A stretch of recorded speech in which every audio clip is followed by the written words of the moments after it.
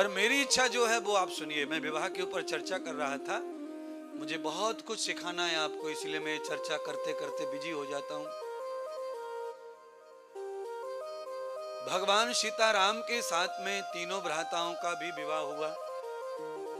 उर्मिला जी के साथ लक्ष्मण जी का, श्रुतकीर्ति जी के साथ में भरत जी का, मांडवी जी के साथ में शत्रुघ्न जी का। यधार पुण्याम चतुरो विहताम।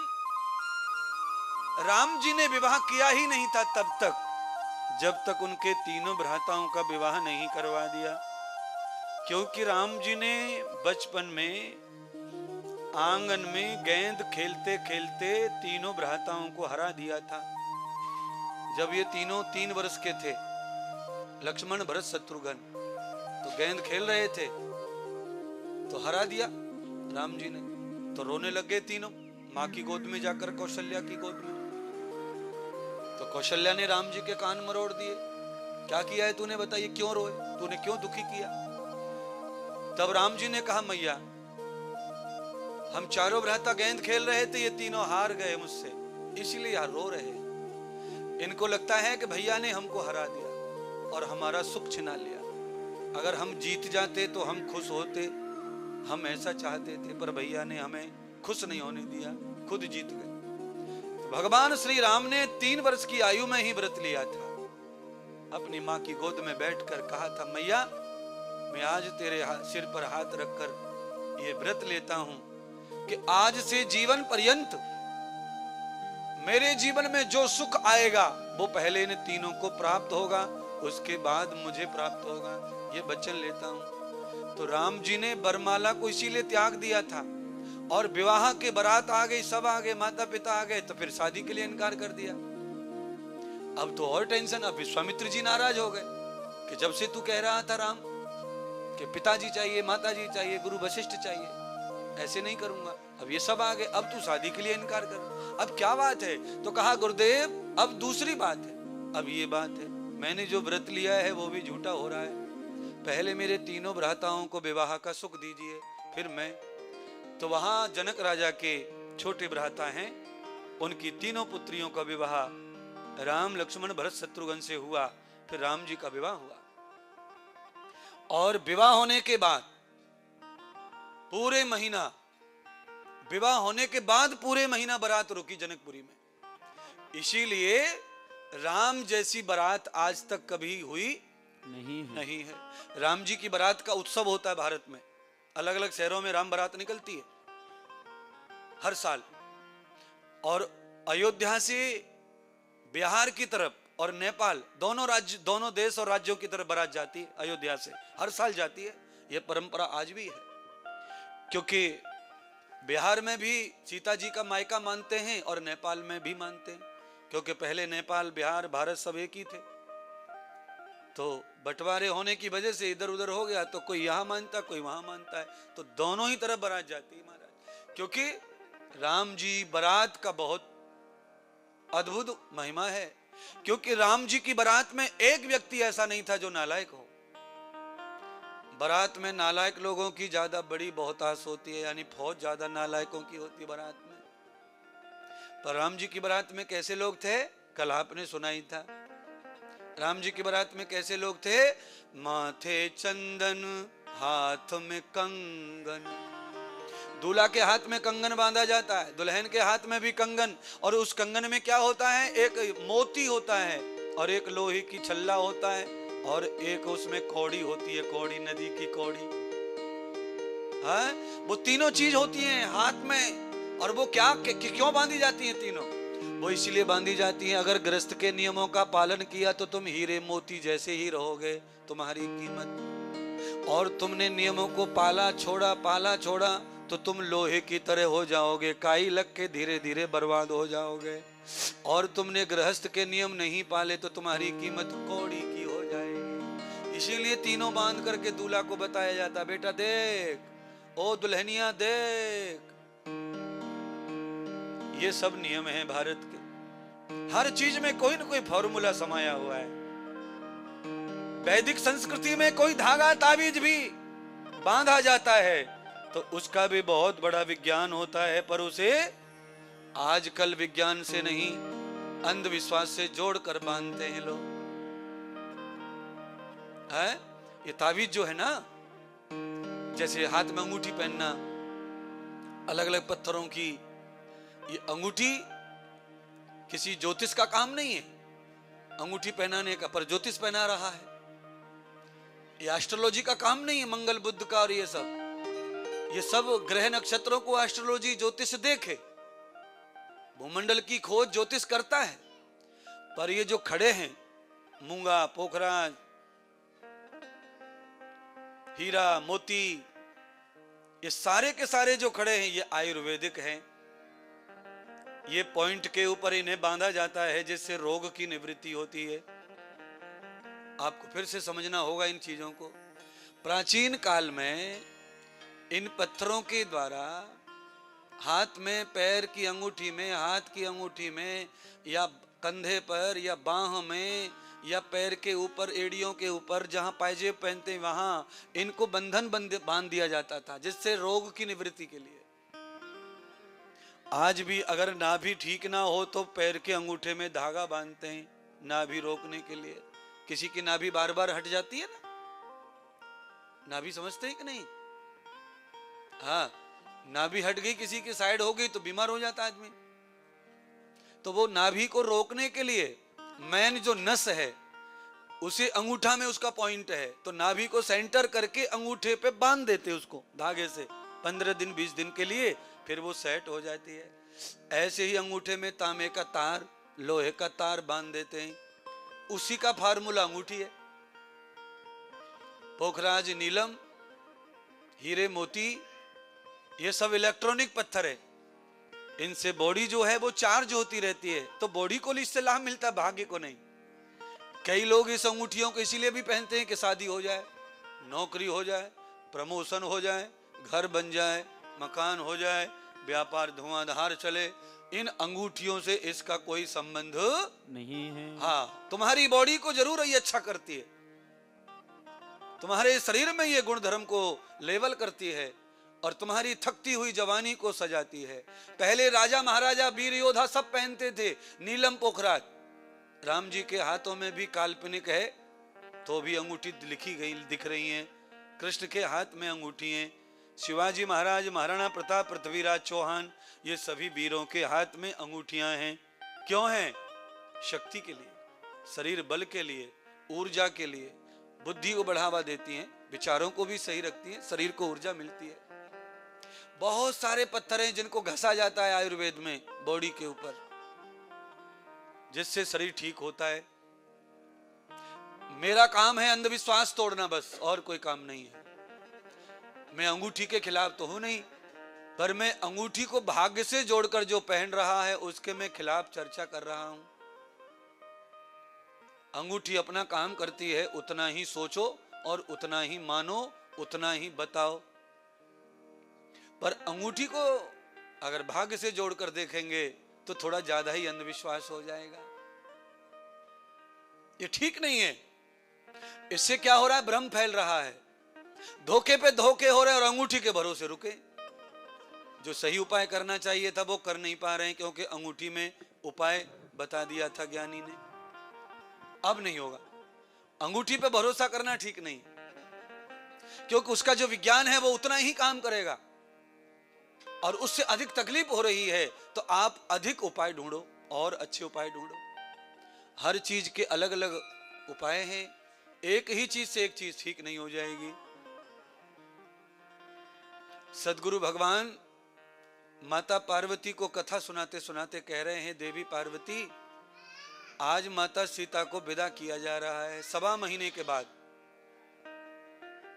चारों बेटियां विदा हो रही हैं,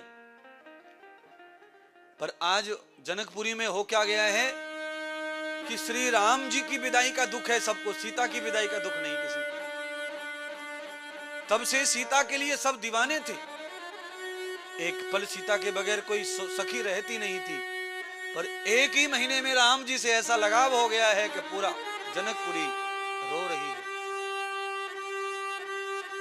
रामायण में तो यहां तक लिख दिया वाल्मीकि महाराज ने कि राम जब विदा हो रहे थे तो जनकपुरी के सारे पौधे जो है सूखने लग गए थे, तुलसी के पत्ते झड़ गए थे राम की विदाई पर। क्योंकि ये कोई अतिशयोक्ति बात नहीं लिखी वाल्मीकि ने। राम जब निकलते हैं तो कुछ भी शेष रह जाता नहीं है। किसी भी जगह से राम निकल जाए, शरीर से राम निकल जाए तो क्या रह जाता? मिट्टी। सारा जनकपुर मिट्टी हो गया, सब रो रहे हैं। और श्री राजा जनक सीता को कंधों में भर करके आंसू भर भर रो रहे हैं और समझा रहे हैं बेटी को।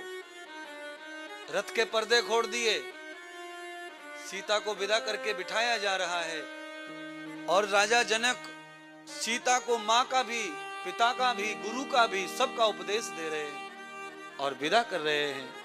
रोते रोते सीता को कह रहे, पुत्री जाते जाते अपने पिता की इज्जत का ध्यान रखना, दोनों कुलों की लाज को ध्यान रखना, क्योंकि तुम्हारे हवाले दो कुल हैं, एक पिता का कुल और एक पति का कुल। और जब तुम जीवित हो तब तक दोनों कुलों की रक्षा औरत के बस में रहती है। शादी हो गई लड़की की, इसके बाद पीछा छूट गया मायके का, ऐसा नहीं है। मायके की इज्जत फिर भी लड़की के साथ कंटिन्यू जुड़ी रहती है। कितने भी शादी होकर कितने भी बच्चे बड़े हो जाएं, उसके बाद भी औरत कोई गलत हो जाए तो मायके तक सब खेल खत्म होता है।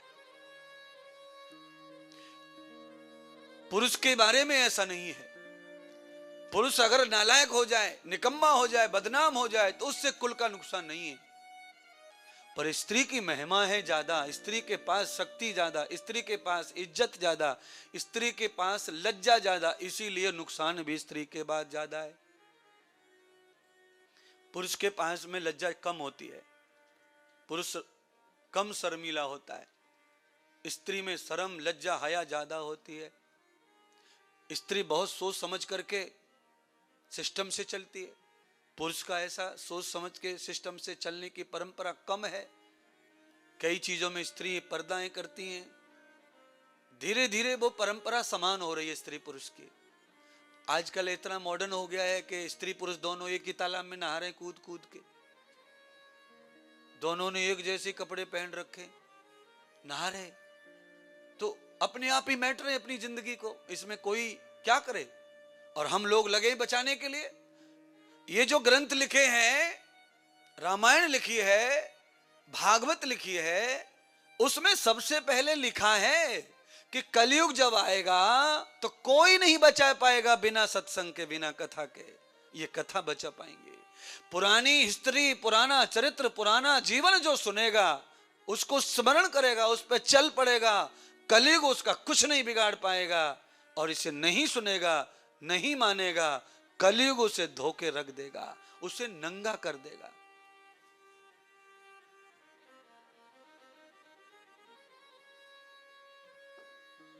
बताओ, भारत में महिला कैसे नहाती है? कितने पर्दे में नहाती है महाराज। पहले बाथरूम नहीं थे भारत में, बाथरूम नहीं थे, चौड़े में नहाना पड़ता। तो कैसे नहाती थी माताएं?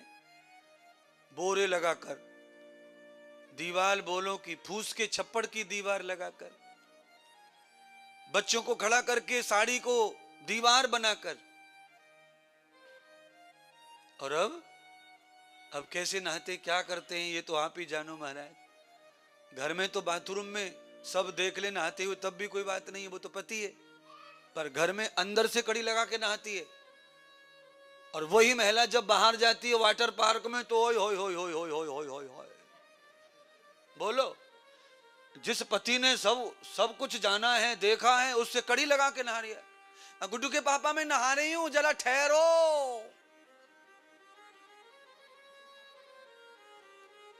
अच्छा, गुड्डू का पापा कहता ठीक है नहा ले, हम ठहरे। मैडम निकल के आवे नहा धो के, फिर पति जावे अंदर नहाने, जाओ भाई नहा ले, पति गुड्डू के पापा नहा ले।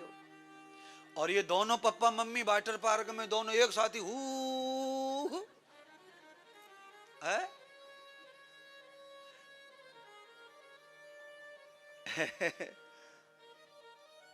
शास्त्री जी क्या करूं मैं? शास्त्री जी को मुझे बताना पड़ता है, तब हंसी आती है उनको। वैसे सुन के वो जो साध लेते, अंदर कंट्रोल का नियम है, संयम है ना, तो रोक लेते हैं थोड़ा। और मैं चाहता हूं कि जितना हंसना है हंस लो,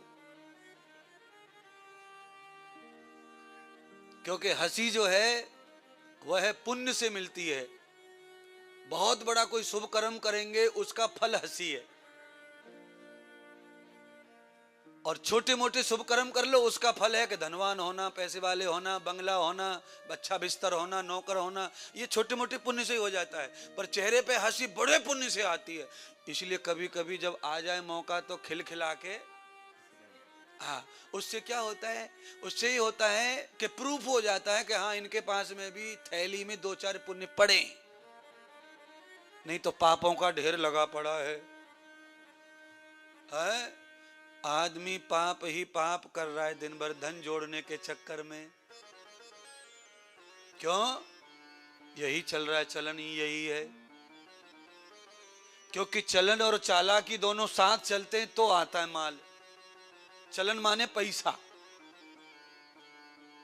ये जो पैसा है ये आर्टिफिशियल लक्ष्मी है, आज है कल नहीं, और ये मनुष्य की बनाई हुई है। आदमी मर जावे फिर कितने भी डॉलर्स की जेब में से निकाल लो, इसे कोई टेंशन ना, और जिंदा हो और कोई निकाल ले तो सीधा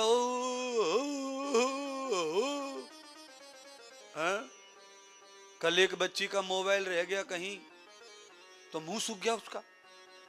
मैंने की प्राण तो बाकी है, मोबाइल की वजह से खाना पीना सब छोड़ दिया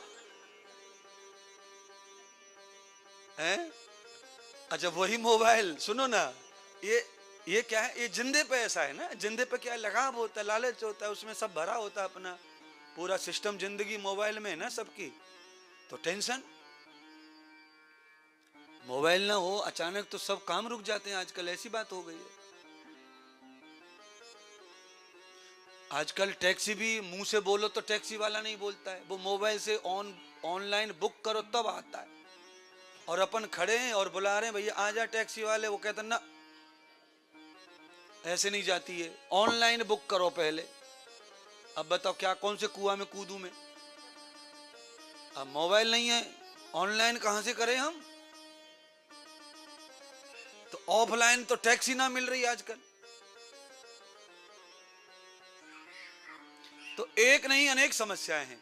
चलिए, राजा जनक अपनी पुत्री को जो कह रहे हैं वो मैं आपसे कहना चाहता हूं। आज के दिन आप ही मुझे अपना पिता मान लो और मुझसे ये सुन लो। मेरी सीता, ओ मेरी लाडो, और मेरी बेटी चतुर सुजान, और मेरी शिक्षा भूल न जाना, मेरा ज्ञान नहीं बिसराना, और ये बात नहीं ठुकराना। अरे मेरी सीता, मेरी बेटी चतुर सुजान, ये शिक्षा भूल न जाना। मेरी बेटी चतुर सुजान, ये शिक्षा भूल न जाना। मेरी बेटिया चतुर सुजान, ये शिक्षा भूल न जाना। मेरी लाडो चतुर सुजान, ये शिक्षा भूल न जाना। मेरी बेटी चतुर सुजान, ये शिक्षा भूल न जाना। रोते रोते माँ सीता कह रही है, पिताश्री मैं क्या करूं ऐसा जो आप कह रहे हैं, आप बताओ, मैं वही करूंगी। मुझे कुछ पता नहीं है क्या करना पड़ता है ससुराल में। पिता सिखा रहे हैं ससुराल में कैसे रहना, तब मेरा कुल का और मेरा सम्मान बढ़ेगा। तेरा सबसे बड़ा हिमायती, आज के बाद तेरा सबसे बड़ा हिमायती, बेटी तेरा जीवन साथी। तेरा सबसे बड़ा हिमायती, बेटी तेरा जीवन साथी। आज के बाद अगर कोई तेरा है सबसे निकट, सबसे जल्दी सुनने वाला तो वो पति है। तो पति के ध्यान रखना। तेरा सबसे बड़ा हिमायती, तेरा जीवन साथी, तेरा सबसे बड़ा हिमायती, तेरा जीवन साथी। पति देवों में देव महान, ये शिक्षा भूल न जाना। पति देवों में देव महान, ये शिक्षा भूल न जाना। बस ये पंक्ति जो है त्रेता युग की है।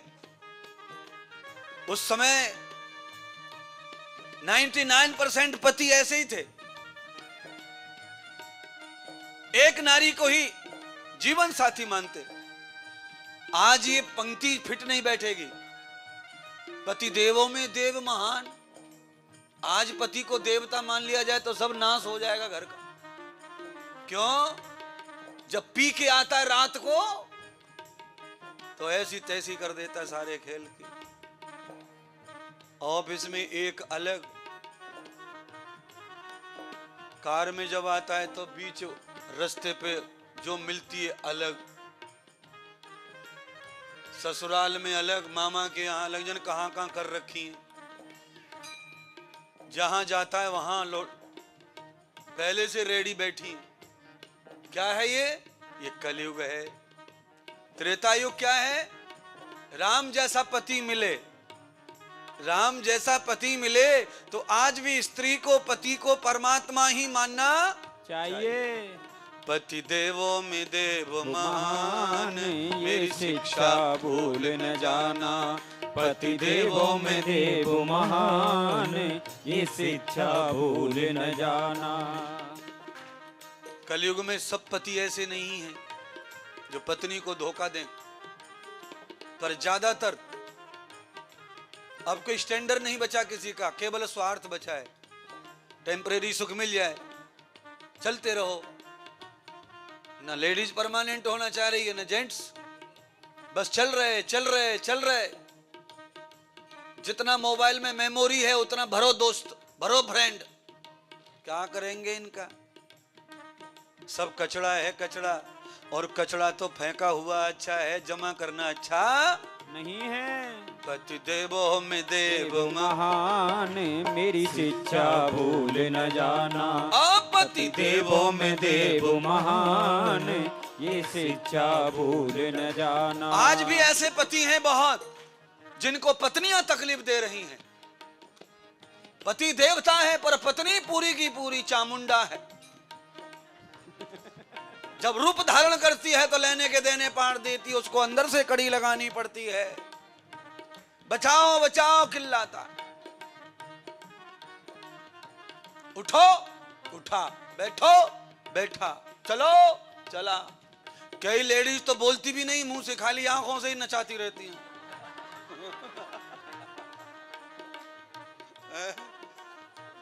मैंने आंखों का जादू देखा है। यहाँ इधर ही देखा है आंखों का, भारत में तो देखा ही है, पर मैंने यहाँ भी देख लिया है? मैंने यहाँ भी जादू देख लिया है परसों रात को कथा के बाद।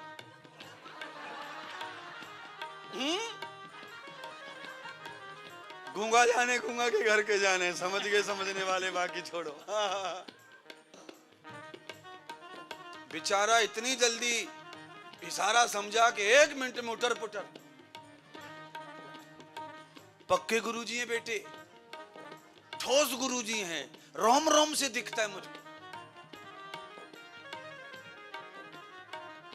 और करना चाहिए ऐसा, तब ही घर बचेगा, नहीं तो कोई परोसा पड़ोसी का नहीं है। कौन किस भाव से आके चिपक रहा है, कोई भरोसा नहीं। बस में आप चलते होंगे ना, हमारे भारत में बस में चलते हैं तो जगह भीड़ ज्यादा है तो बैठने को नहीं तो खड़े हो जाते हैं, ठूस के भर जाते हैं। तो बस में कोई ज्यादा टकरा है तो उस पर ध्यान रखो। ये नजदीक वाला है नहीं, जेब कतरा समझो उसे। क्या समझो? जेब कतरा। ये बिल्कुल आइडिया कर रहा है, कभी यहाँ टकराता है, कभी यहाँ घसड़ के निकलता है। ये कमर से ही पहचान लेता है कि पर्स है कि नहीं है। तो व्यक्ति में स्त्री हो या पुरुष हो अलग अलग होते हैं। कोई स्त्री परेशान कर रही है पति को और कोई पति स्त्री को परेशान कर रहा है। किसी का पति दुष्चरित्र है, किसी की स्त्री दुष्चरित्र है। यही संसार है। सब कुछ 50-50 है, यहां पूरा कुछ नहीं है।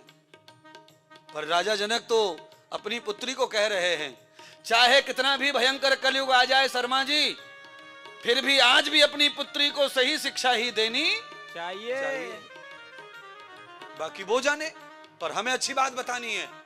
चाहे वो सुने ना सुने, माने ना माने, हमें माने ना माने, हमें छोड़ दे, हमसे बोलना बंद कर दे, पर हमें अच्छी ही बात बच्चे को बतानी चाहिए। दूसरी बात राजा जनक क्या कह रहे, सुनिए ना जरा।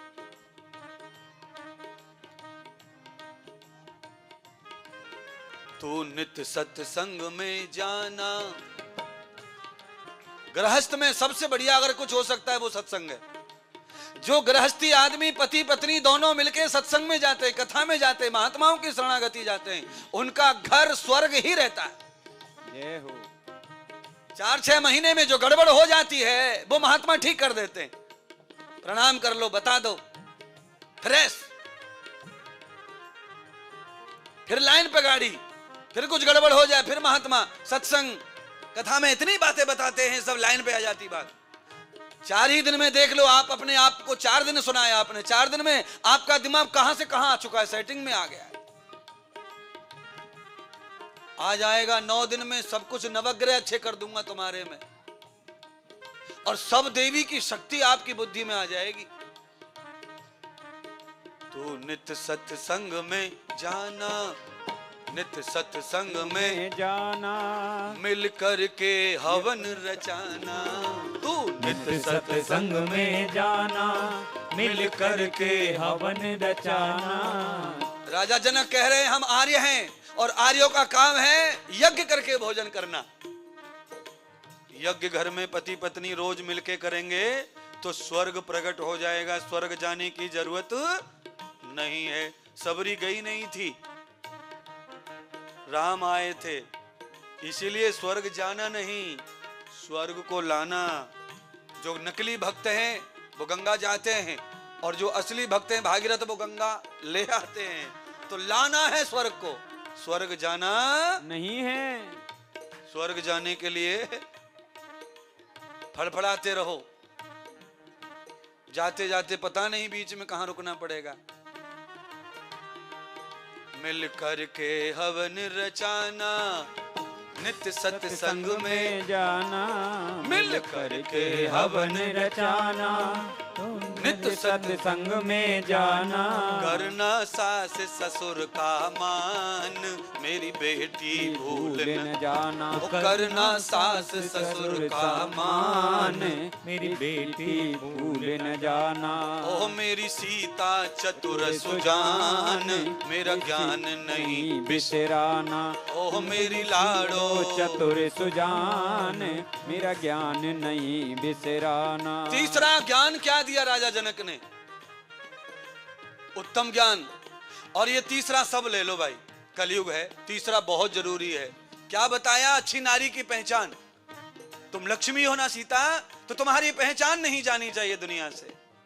तो अच्छी नारी की पहचान क्या है?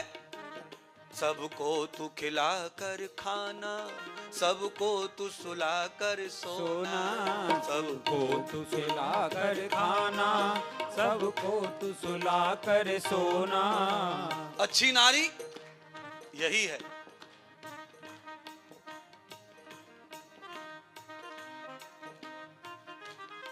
अब बुरी नारी कौन सी है वो मैं नहीं कह सकता। बुरी नारी कौन है मैं नहीं कह सकता। इससे समझ लो बुरी कौन है। अच्छी का तो मैं बता रहा हूं, बुरी नहीं बताऊंगा यहां। सबको सुला कर, सबको खिला कर खाना, सबको सुला कर सोना, और सबको खिला कर खाना। सुबह सबसे पहले उठ जाना, सुबह सबसे पहले उठ जाना। करना अतिथि का सम्मान मेरी लाडो भूल न जाना। करना सतगुरु का सम्मान मेरी लाडो भूल न जाना। करना अतिथि का सम्मान ये लाडो भूल न जाना। मेरी बेटी चतुर सुजान ये शिक्षा भूल न जाना। ओ मेरी बेटी चतुर सुजान ये शिक्षा भूल न जाना। ओ मेरी बेटी चतुर सुजान ये शिक्षा भूल न जाना। बेटी चतुर सुजान ये शिक्षा भूल न जाना। रथ हाँक दिया। सीता ने मुट्ठी भर के चावल फेंक दिए रथ के ऊपर से पीछे की ओर। जितने जनकपुरवासी खड़े थे सबके सिर पर पड़े। हमारे यहां बेटियां विदा होती हैं तो अपने मायके में इसी तरह चावल फेंक के आगे निकल जाती हैं और वो ये कहती हैं कि एक पौधा पिताजी तुमने पैदा किया था पेड़ बन करके दूसरे बगीचे में जाकर फल देगा, पर ये बेटी तुम सबको आशीर्वाद दे के जाएगी। इसी तरह तुम्हारे गांव में हमेशा पौधे पैदा होते ही रहें। क्या क्या नियम है भारत में और कितने नियमों के फल हैं, कितनी परिभाषाएं हैं उनके। आज तक आपने सुना कि शादी के बाद ऐसा क्यों करते हैं, क्यों पीछे को फेंकते हैं? आपको लगता होगा नजर फजर उतार रहे हैं।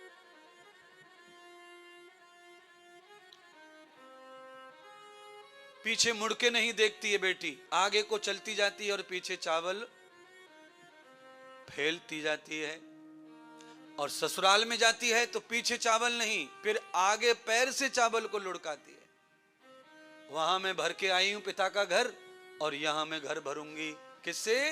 मर्यादा से, सुख से, शांति से, धर्म से, धन से, पुत्र पुत्र आदि से। दोनों परिवारों की लाज लड़की के हाथ में होती है। इसीलिए महिला का जिम्मेदारी जो है वो बहुत ज्यादा पुरुष से अधिक है। इसीलिए हमारे यहां महिलाओं का पूर्व बहुत सम्मान, बीच में सम्मान बिगड़ गया, आज फिर सम्मान महिलाओं का बढ़ रहा है। क्योंकि सच्चाई छुप नहीं सकती कभी झूठे सूलों से, और खुशबू आ नहीं सकती कभी कागज के फूलों से। क्योंकि स्त्री ही सर्वे सर्वा है विश्व की, ये ध्यान रखना। त्वमेव माता च पिता त्वमेव। च हिंदी का शब्द है पर संस्कृत में च माने और। दूसरे नंबर पर है पुरुष, पहले नंबर पर स्त्री है। भगवान भी पहले नंबर पर स्त्री ही है।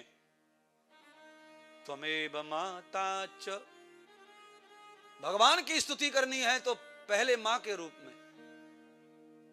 हिरण्य गर्भः समवर्तताग्रे, जब संपूर्ण सृष्टि का प्रलय हो जाता है तो ये सब कहां चले जाते हैं? पहाड़ पर्वत समुद्र आदि। तो भगवान कहते हैं वेद तो हिरण्य गर्भः समवर्तताग्रे भूतस्य जाता। भूतस्य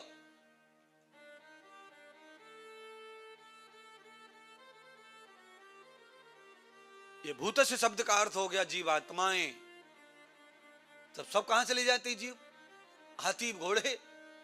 तो हिरण्य ये परमात्मा के गर्भ में चले जाते हैं। और जब ये परमात्मा के गर्भ में चले जाते हैं तब परमात्मा जो है अम्मा बन जाते हैं। अम्मा क्या बन जाते हैं? अम्मा।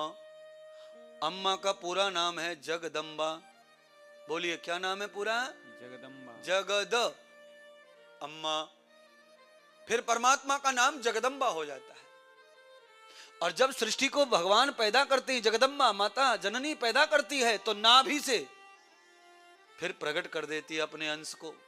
विष्णु, ब्रह्मा, शिव फिर ये सृष्टि करते हैं, नाभि से प्रकट हो जाते हैं। यष्टम नाभि कृत्वाम, तो आप तो सभी जगदम्बा ही हैं। आप सब नाभि से ही सब पैदा कर रही हैं। दुनिया का कोई भी बच्चा नाभि से पैदा होता है। पेट में जो बच्चा है वह कमल के फूल की तरह ही विस्तार करता है। कमल का फूल जब पहले विस्तार करता है तो मोती जैसा होता है, मोती टाइप, और वही मोती धीरे धीरे देखो कैसा फैल जाता है। ऐसे ही गर्भ का बालक होता है। नाभि जो माँ की रहती है, उस नाभि के ऊपर एक बूंद सी रहती है, उस बूंद से बच्चा बनता है, और नाभि से ही बच्चा विस्तार करता है, खुराक खाता है, श्वास लेता है, सब माँ की नाभि से। और माँ की नाभि से बढ़ते बढ़ते बढ़ते बढ़ते, जैसे तरबूजा, खरबूजा, काशी फल, बढ़ते बढ़ते बढ़ते बढ़ते, जहां से शुरू करते हैं बढ़ना फूल में से, वो डंठल जो है नाभि, वो डंठल जो बेल से लगा है, उस बेल से डंठल शुरू हुआ था, डंठल से फल बड़ा हो गया, पर वो डंठल खत्म नहीं हुआ। अगर फल को अलग करना है तो डंठल को काटना पड़ता है, अर्थात बच्चे की और माँ की नाभि को काटना, तब बच्चा अलग होता है, तब बच्चा रोता है, तब सांस लेता नाक से। जब तक माँ की नाभि से जुड़ा है तब तक नाक से सांस लेता नहीं है। डॉक्टर अलग करते उसके बाद सांस लेता यहां से, तब रोता है। आप कहेंगे महाराज बहुत बड़ा विज्ञान है ये तो आपने ऐसे बच्चे पैदा कर लिए, कभी देखा सुना नहीं? नाती पोते हो गए, दादियां बैठी, पर कभी नहीं जाना कि बच्चा कैसे हुआ, कहां से हुआ, कैसे हुआ। बड़ी समस्या है। यही तो मैं सिखा रहा हूं पूरी दुनिया को, यही बता रहा हूं। कम से कम जो तुम पैदा कर रहे हो उसके बारे में तो पूरा नॉलेज रखो। नॉलेज क्या है तुम्हारे पास? मोबाइल में देखते रहे, गूगल पे क्या नाम रखना चाहिए जो दुनिया में ना हो, गूगल पर ढूंढ रहे। तो गूगल में कहां से आ जाएगा ऐसा जो दुनिया में ना हो? दुनिया में जो है वही तो गूगल है। जो दुनिया में नहीं होता है वो आत्मा में होता है, गूगल पे मिलने वाला। गूगल में तो वही होता है जो दुनिया में होता है। गूगल का मतलब क्या होता है? गूगल का मतलब साइड पे लोड करना, माने गूगल। एक साइड बना दी, उसका नाम डाला गूगल कंपनी ने। एक साइड है यूट्यूब, उसका नाम है यूट्यूब, उस पे साइड है, उस पे लोड कर दो। एक साइड है फेसबुक, ये नाम अपने हमारे खुद के बनाए हुए कंपनी के, और उस पर लोड हो रही दुनिया। एक बार हाँ बोलो या ना बोलो, कुछ तो बोलो, मैं जो कह रहा हूं। चलाते तुम हो, बता मुझे पड़ रहा सब। हाँ, सब गूगल के भरोसे चल रहा है काम, पर ना, मैं सुना रहा हूं, जब से मैं प्रवचन कर रहा हूं, ये तुम गूगल पे डालो, ये नहीं मिलेगा। क्यों नहीं मिलेगा? क्योंकि डायरेक्ट आ रहा है। गूगल का बाप भी नहीं पकड़ सकता इसको है। जब 7 बज जाएंगे उसके ठीक 2 घंटे बाद गूगल पकड़ेगा इसको कि हे इंद्रदेव, अब तेरी वाणी को हमें दे दे जिससे लोग मुझे देखें, नहीं तो मैं फेल हो जाऊंगा गूगल। तो अनेक महात्मा, अनेक संत महात्माओं की वाणी को गूगल लेके घूम रहा है, लोग सर्च करते हैं। अनेक ज्योतिष बोतिष पंडित उनको लेके गूगल घूम रहा है। गूगल का अपना कुछ नहीं है, सब मनुष्य का दिया हुआ प्रसाद है। आप जो अपना घर ढूंढ लेते हैं गूगल से, वो भी सब सरकार ने, आदमी ने सब रिकॉर्डिंग करके सब डाला है कागज पे लिख के। तुम्हारे कागज पे जो मकान नंबर, प्लॉट नंबर लिखे जाते हैं ना, वही गूगल पे जाता है। तुम जो डाल देंगे वही दिखेगा, चाहे रॉन्ग हो। सब चीज गूगल पे रॉन्ग नहीं है, ऐसा नहीं है। तो सब चीज बहुत सारी रॉन्ग है। रास्ते तो गूगल बहुत ही रॉन्ग बताता है, बाकी तो छोड़ो। हाँ, अंग्रेजी से भी ज्यादा शॉर्टकट है, क्योंकि अंग्रेजी का ही भूत है ये, तो अंग्रेजी शॉर्टकट है भाषाओं में, तो ये उससे भी शॉर्टकट बताता है। ऐसा है कि मोटरसाइकिल के रास्ते को भी ये सीधा ऑकलैंड पहुंचा देगा। और है कार हमारे पास, अब 1 पहिया की जगह 4 पहिया कैसे घुसेंगे? तो आदमी फंस जाता है, फिर निकालो वापिस आओ, फिर ढूंढो, फिर दूसरा डालो, तो बड़ी समस्या है हमारा। तो हम तो थोड़े कम जानते हैं, तो हम तो कई बार फंसे, इसलिए हमें भरोसा कुछ है नहीं। पर ज्यादातर गूगल से लोग सफल हो रहे हैं रास्ता ढूंढने में, घर ढूंढने में। ज्यादातर लोगों को मैप से काम बन जा रहा है, क्योंकि सुधार हो गया। अभी सुधार हो गया मैप का, कई बार बदलता ही रहता है मैप, सुधार होता रहता है। अभी जो बंगले नहीं बने हैं ऑकलैंड में, जो बन रहे हैं, उनको आने में देर है, ऑनलाइन वो भी आ जाएंगे नक्शे पर, तो वो भी भूमंडल भूगोल बताएगा फिर। पर जो है ही नहीं उसे कैसे बताए? इसीलिए जो आत्मज्ञान होता है वो है नहीं गूगल पर, बता नहीं सकता, पर आज जो आ रहा है वो कल गूगल बता सकेगा। इसीलिए बच्चों के नाम गूगल से नहीं, बच्चों के नाम ऋषियों से रखने की परंपरा है भारत में। राम जी का नाम किसने रखा? ऋषि ने। कृष्ण भगवान का नाम किसने रखा? ऋषि ने। और तुम्हारे बालकों के नाम कौन रख रहा है?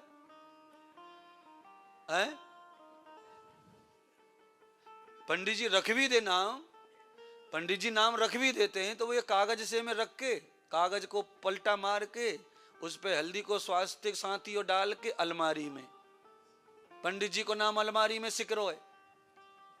और गुग्गुल का नाम, गुग्गुल का नाम पूरा घर लेके घूम रहा है। तो नाम ऐसे रखो जो बचपन से लेकर के मृत्यु पर्यंत अच्छे लगने चाहिए, सजने चाहिए। है बुढ़ापा जवानी सब में नाम जचे, ऐसा नाम बच्चे का हो। तुम्हारे बच्चों के नाम कैसे हैं? जब तक वो बच्चे हैं तब तक तो बहुत बढ़िया लगते हैं, और जैसे ही बच्चा दूल्हा बनेगा तब वो नाम बहुत खतरनाक खाने को दौड़ेगा है। फिर वो पिता बनेगा, भगवान करे वो दादा भी बन जाए, बड़ा समस्या आ जाएगी है। कितने नाम ऐसे जो दादाजी के अच्छे नहीं लग सकते। आप कल्पना करो, आप गैस करो, कौन सा नाम ऐसा है आदमी का जो दादा बनने पर अच्छा नहीं लगेगा? बिल्कुल सही कहा आपने, एकदम सही नाम है ये जो अच्छा नहीं है, क्योंकि ये नाम तो सहन ही नहीं होगा पहले तो, इसका अर्थ ही अलग है। पर आप समझें,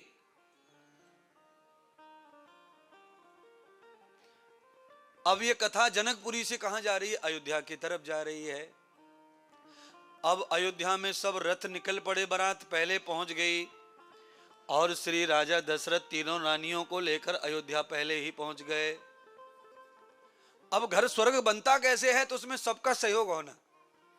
राम जी रथ में बैठकर सीता को क्या पढ़ा रहे हैं अपने घर के बारे में, दशरथ राजा कौशल्या सुमित्रा कैकेयी को क्या पढ़ा रहे हैं सीता के बारे में। अब ये कथा सुनो कि अधर्म न प्रबध्यते यावी यैवेत्रव स्त्रीणाम अनश्रुति न यावते यान यान च लक्षण। राजा दशरथ ने तीनों रानियों को कहा कि देवियों, आज तक तुमने जो मांगा है वो सब मैंने दिया है, हीरा चांद सूरज तारे सब तुम्हारे सरेंडर कर दिए, पर आज तुम्हें मेरी माननी पड़ेगी। तो कुशल थी रानियां, सम्मान करती थी। कहा आप जो कहें वो शर्माते, कहो क्या कहना है, क्या मानना चाहिए। तो राजा दशरथ ने कहा कुमार जी कि जनक राजा की चारों कन्याओं ने सपने में भी जनकपुरी को कभी देखा, सपने में, तो मैं तुम्हारा देश निकाला कर दूंगा। घर में जो नई बहू आती है, अगर उसे सपने में भी मायके की याद आती है तो ससुराल में कुछ तो कम है। राजा दशरथ ये बताना चाहते हैं। दूसरा, राजा दशरथ दूसरा ये दंड दे रहे, उपदेश दे रहे हैं उदाहरण के साथ। कौशल्या से कहा, बताओ तुम अपनी आंख के तारे को कितना प्यार करती हो? तो कहा इतना प्यार करती हूं कि क्या बताऊं, एक कण भी आंख को जाने नहीं देती, इतनी कोशिश करती हूं आंख को बचाने की, धूल से, मिट्टी से, तिनके से, और पलकों के अंदर छुपा के रखती हूं हमेशा, तो धूल मिट्टी नहीं जाती है। तो राजा दशरथ कहते हैं, राजा जनक की चारों कन्याओं को भी तुझे आंखों के तारों में ही छुपा के रखना पड़ेगा, नहीं तो देश निकाला। पर घर आई, बहुत अच्छा। बहु लरकली पर घर आए। राखे हूँ नयन पलक की नाही, राखे हूँ नयन पलक की नाही।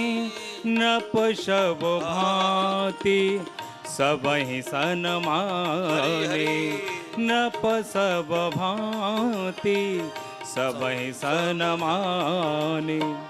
कही मृदु बचन बोलाई रानी, कही मृदु बचन बोलाई रानी।